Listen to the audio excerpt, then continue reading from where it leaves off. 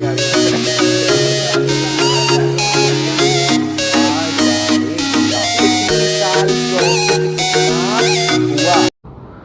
Student, स्वागत है आपका मेरे चैनल कॉमर्स कुजी पर। और जो क्लास 11th की हमने इकोनॉमिक्स का माइक्रो इकोनॉमिक्स को स्टार्ट किया था, introduction to micro economics first part में हम लोगों ने यहाँ तक पढ़ लिया था। आज की वीडियो हम करने वाले हैं यहाँ से, जिसमें micro economics and macro economics दे रखा है। वीडियो को स्टार्ट करने से पहले मैं आपसे बताना चाहूँगा कि जो क्लास 11th के बच्चे हैं, जो अगर मेरी लाइव क्लासेस लेना चाहते हो जिसमें मैं आपको अकाउंट्स, इको और बिजनेस तीनों ही पढ़ाता हूँ, तो वो आप क्लास ले सकते हैं।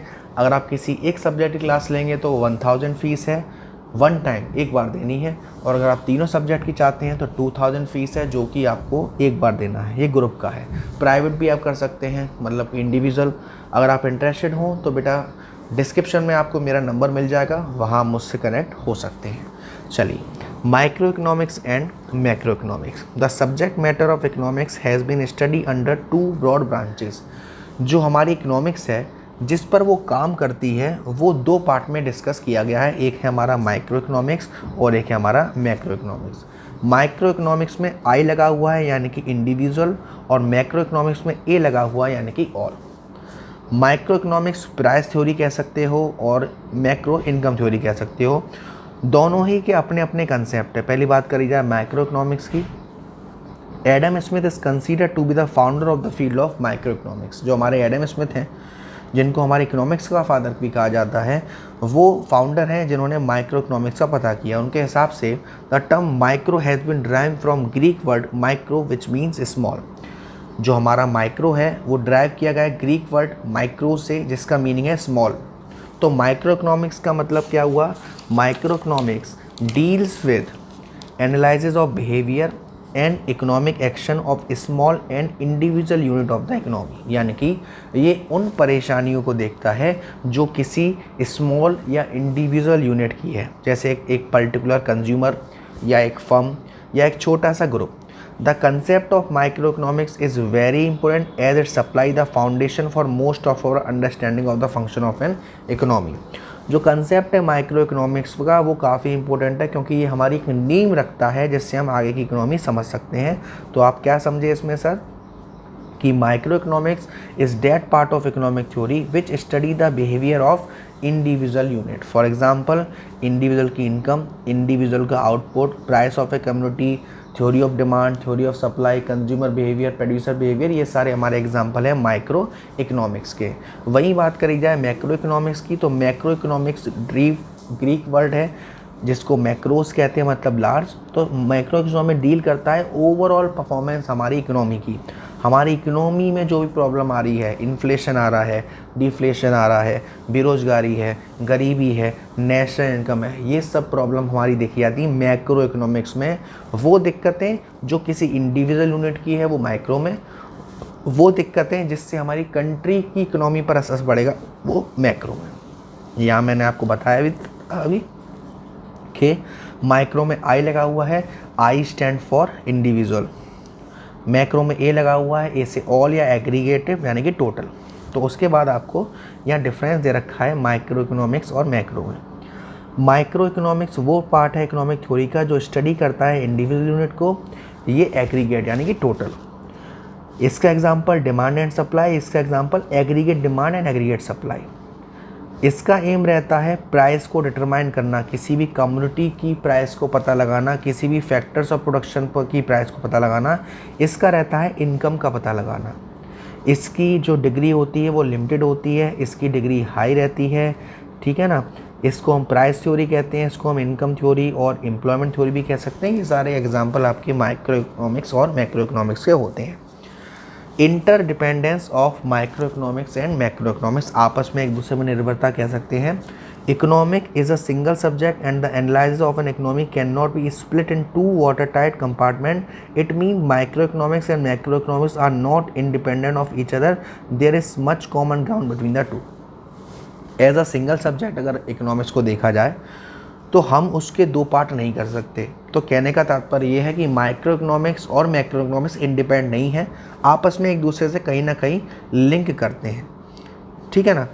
एलाबोरेट करने के लिए देखें, micro economics depend on macro economics. कैसे माइक्रो इकोनॉमिक डिपेंड है मैक्रो इकोनॉमिक्स पर, जो आगे चल के आप पढ़ोगे। Law of demand came into existence from the analysis of the behaviour of A group aggregate of people. Law of demand micro economics का हिस्सा है।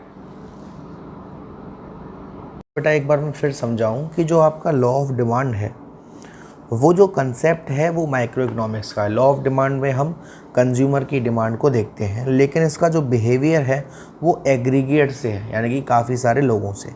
ऐसे ही प्राइस, ये भी हमारा किसका है हिस्सा, माइक्रो इकोनॉमिक्स का, लेकिन ये डिपेंड मैक्रो इकोनॉमिक्स का है। ऐसे ही यहाँ पर एग्जांपल दिए हुए हैं।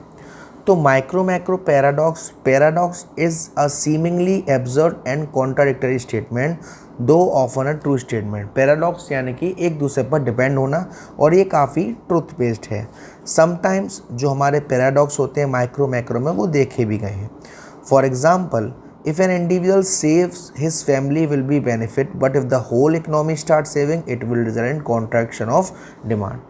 अगर एक इंडिविजुअल पैसे बचाता है तो वो उसके फैमिली के लिए बेनिफिशियल रहेगा, लेकिन अगर पूरी कंट्री सेविंग करने में लग जाएगी तो हमारी डिमांड कम हो जाएगी, प्रोडक्शन कम हो जाएगा, बेरोज़गारी ज़्यादा हो जाएगी। ये सारी चीज़ें जिससे हमारी होल इकनॉमी को सफ़र करना पड़ सकता है। तो वहाँ जहाँ पर माइक्रो में जिसका बेनिफिट है, मैक्रो में उसका बेनिफिट नहीं है। तो ये तो था आपका माइक्रो मैक्रो की बात। अब आती है आपकी जिसमें बच्चों को बहुत ज़्यादा क्वेश्चन पूछे जाते हैं, central problems of an economy. Production, distribution and disposition of goods and service are the basic economic activity of life. Production करना, उसको डिस्ट्रीब्यूट करना, डिस्पोज करना गुड्स एंड सर्विसेज को, ये हमारी बेसिक इकोनॉमिक एक्टिविटीज़ कहलाती हैं। In the course of these activity, every society has to face scarcity of resources। In activities के बीच में जितनी भी हमारी सोसाइटी है उसे स्कैरसिटी को फेस करना पड़ता है। और आई होप आपको स्कैरसिटी क्लियर होगा। जहाँ पर हमारी डिमांड ज़्यादा होती है, सप्लाई कम होती है, उसे हम स्कैरसिटी कहते हैं। Because of this scarcity every society has to decide how to allocate the scarce resources. इस कमी की होने की वजह से जो भी हमारी सोसाइटी होती है उसको ये डिसाइड करना पड़ता है कि जो हमारे स्कार्स रिसोर्सेज हैं, रिसोर्सेज जिनकी कमी है, उनको हमें कैसे इस्तेमाल करना है, जिनकी वजह से हमारी इकोनॉमी में 3 प्रॉब्लम्स कंडीशन पैदा हुई। What to produce, how to produce और whom टू प्रोड्यूस। क्या प्रोड्यूस किया जाए, कैसे प्रोड्यूस किया जाए और किसके लिए प्रोड्यूस किया जाए, इनको हम सेंट्रल प्रॉब्लम्स कहते हैं। तो सबसे पहली प्रॉब्लम आपकी what to produce. What to produce, the problem involve selection of goods and services to be produce and the quantity to be produce of each selected community. कौन सा गुड्स बनाया जाए, कौन सी सर्विस प्रोड्यूस करा जाए, कितनी मात्रा में करा जाए, उसका सिलेक्शन करना ही व्हाट टू प्रोड्यूस कहलाता है। Every economy has limited resources and thus cannot produce all the goods. More of one goods or service usually means less of others। Her economy के पास हमारे रिसोर्सेज जो हैं वो लिमिटेड हैं और हम सारे गुड्स को प्रोड्यूस नहीं कर सकते, किसी को ज़्यादा कर सकते हैं तो किसी को कम। For example, production of more sugar is possible only by reducing the production of other goods. अगर हम शुगर का प्रोडक्शन बढ़ा रहे हैं तो ऐसा जब ही हो पाएगा जब हम किसी दूसरे गुड्स का प्रोडक्शन कम कर देंगे। Production of more war goods is possible only by reducing the production of civil goods. ज़्यादा से ज़्यादा वॉर टाइप के गुड्स हम जब भी प्रोड्यूस कर पाएंगे जब हम सिविल गुड्स का प्रोडक्शन कम कर देंगे, सो ऑन। तो आपने देखा एक चीज़ प्रोड्यूस करते हैं तो दूसरी कमी रह जाएगी। यहाँ पर काफ़ी ज़्यादा प्रॉब्लम्स फेस करनी पड़ती हैं। अब यहाँ पर जो प्रॉब्लम है उसके 2 एस्पेक्ट हैं। What possible community to produce, यानी कि कौन सी कम्युनिटी को प्रोड्यूस करा जाए। An economy has to decide which consumer goods, जो हमारे कंज्यूमर गुड्स कौन से होते हैं, वो सारे गुड्स जो आपकी वांट को सेटिस्फाई करते हैं, जैसे कि आपका राइस, वीट, क्लॉथ जो भी, और कैपिटल गुड्स यानी कि जो आपके रॉ मटेरियल को फिनिश्ड गुड्स में कन्वर्ट करता है। इनमें से क्या प्रोड्यूस करा जाए, है ना, सिविल गुड्स प्रोड्यूस किया जाए या वॉर गुड्स प्रोड्यूस किया जाए, तो ये हमारा कन्फ्यूज़न रहता है। दूसरा, कितना प्रोड्यूस करा जाए। After deciding the goods to be produce, economy has to decide the quantity of each community. आपने डिसाइड कर लिया सर ये प्रोड्यूस करना है, लेकिन कितना, तो ये हमारा होता है व्हाट टू प्रोड्यूस और इन व्हाट क्वांटिटी। सेकंड परेशानी हमारे सामने आती है हाउ टू प्रोड्यूस की। This problem refer to selection of technique to be use for production of goods and services. आप जो प्रोडक्शन करोगे गुड्स एंड सर्विसेज का, उसमें तकनीक कौन सी इस्तेमाल करोगे? आप मशीन का इस्तेमाल करोगे या लेबर का इस्तेमाल करोगे? यहाँ पर दो तकनीक होती है हमारी, मशीन और लेबर। मशीन को कैपिटल इंटेंसिव टेक्निक और लेबर को लेबर इंटेंसिव टेक्निक। लेबर का इस्तेमाल करोगे, ज़्यादा लेबर चाहिए, कैपिटल कम चाहिए, मशीन कम चाहिए, बेरोज़गारी कम हो जाएगी। मशीन का इस्तेमाल करोगे, बेरोज़गारी बढ़ जाएगी, कैपिटल ज़्यादा चाहिए। तो यहाँ पर हमें ये डिसाइड करना पड़ता है। फिर आती है तीसरी problem, for whom to produce. The problem relate to the distribution of produce goods and service among the individual within the economy, यानी कि किन के लिए प्रोड्यूस करा जाए। अब यहाँ पर हमें सिलेक्ट करना पड़ता है selection of the category of people who will ultimate consumer the goods, whether to produce good for more poor and less rich or more rich and less poor. सबसे पहली बात, जो आपने गुड्स बनाया है, प्रोड्यूस कराया है, वो उससे कौन खरीदेगा और आपको गुड्स किसके लिए बनाना है?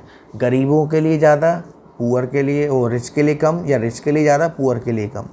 Since resources are scarce, resources तो हमारे पास स्कार्स हैं। No society can satisfy all the want of its people, कोई भी सोसाइटी अपने सारे के सारे लोगों की वांट की, इच्छा की पूर्ति नहीं कर सकती। क्यों? वहाँ पे चॉइस अराइज हो जाता है। Goods are produce for those people who have the paying capacity, goods उनके लिए बनाया जाए जिनके पास पेमेंट करने की कैपेसिटी है। The capacity of people to pay for good depend upon their level of income, और जो पेमेंट करने की जो कैपेसिटी होती है वो डिपेंड होता है कि वो उनका इनकम कितना है।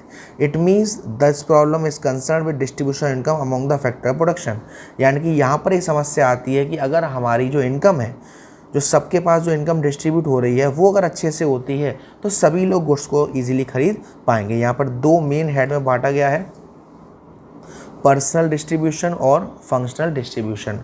Personal distribution, it means how national income of an economy is distributed among different group of people, यानी कि कैसे जो हमारी नेशनल इनकम है वो अलग अलग डिस्ट्रीब्यूट करा जाए और कैसे जितने भी फैक्टर ऑफ प्रोडक्शन है उनको इन्वॉल्व करा जाए।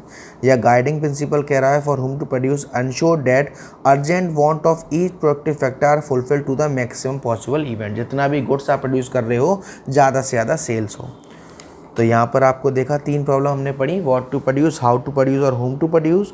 व्हाट टू प्रोड्यूस में हमने पढ़ा selection of goods, how to produce selection of technique, और whom to produce distribution of produce goods and services. तो ये तीन प्रॉब्लम हमें आती हैं what to produce, how to produce और होम टू प्रोड्यूस में। हाँ जी, अब आती है आपकी opportunity cost. As resource are scarce the society is always forced to make choices. आपके पास जो रिसोर्सेज होते हैं वो कम होते हैं, स्कार्स होते हैं, तो सोसाइटी हमेशा आप पर दबाव डालती है चॉइस के लिए। To produce more of one good a certain amount of other goods has to be satisfied. अगर आपको एक गुड्स का ज़्यादा से ज़्यादा प्रोडक्शन करना है तो दूसरे गुड्स का ज़्यादा से ज़्यादा सेक्रीफाइस करना पड़ेगा। The true cost of using economic resources in any given project is the loss of the alternative output which they might have produce. आपने देखो यहाँ पर एग्जांपल देते हैं। सपोज पहली बात तो अपॉर्चुनिटी कॉस्ट क्या है?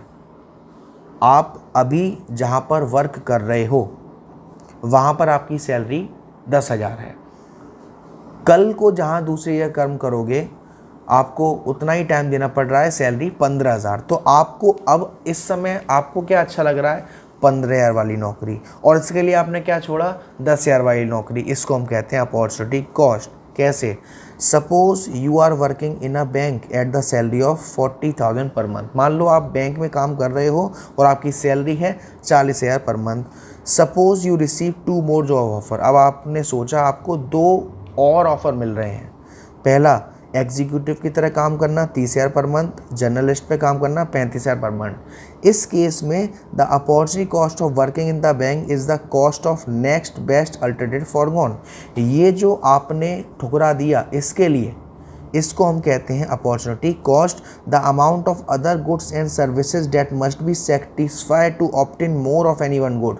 ये जो आपने सेक्रीफाइस कर दिया ना, ये हमारी क्या कहलाती है? Opportunity cost. एक अच्छी चीज़ पर पहुंचने के लिए जो पुराना आपने ठुकरा दिया, ठुकरा के मेरा प्यार मेरा इंतकाम देखेगी, उसको हम कहते हैं अपॉर्चुनिटी कॉस्ट, उस ठुकराए हुए सामान को। फिर आपका आता है टॉपिक प्रोडक्शन पॉसिबिलिटी फ्रंटियर। ये काफ़ी अच्छा टॉपिक है, पिछली साल के बच्चों के लिए कोर्स से हट गया था, इस साल के लिए अभी फ़िलहाल कोई अपडेट नहीं है, तो मैं इसको नेक्स्ट पार्ट में पढ़ाऊँगा, क्योंकि मैं चाहता हूँ कि इसको आप अच्छे से पढ़ें। वीडियो पसंद आई हो तो प्लीज़ वीडियो को लाइक करके जाना, शेयर करके जाना, और अब तक चैनल को सब्सक्राइब नहीं किया है तो प्लीज़ सब्सक्राइब कर दीजिएगा। और उम्मीद करता हूँ शायद नहीं शायद उम्मीद ये कर रहा था कि आपका चैप्टर ख़त्म हो जाए, लेकिन चलो देखते हैं, लेट्स सी।